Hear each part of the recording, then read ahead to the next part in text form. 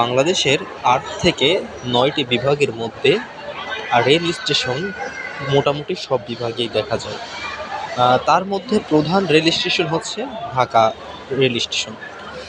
আর এই ঢাকা রেল স্টেশনেরই যদি এই করুণ অবস্থা হয়, তাহলে বাকিগুলোর কথা আর কি বলবো।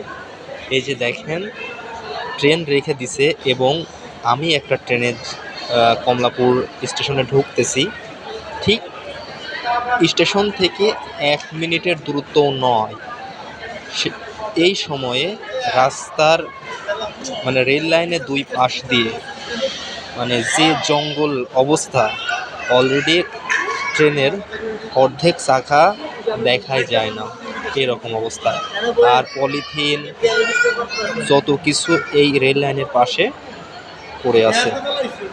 তাহলে চিন্তা করা যায় যে এরা কি শ্রমিক দিয়ে কাজ করায়, নাকি শ্রমিকেরাই বসে খায়, নাকি কাজই করায় না? প্রশ্ন থেকে গেল।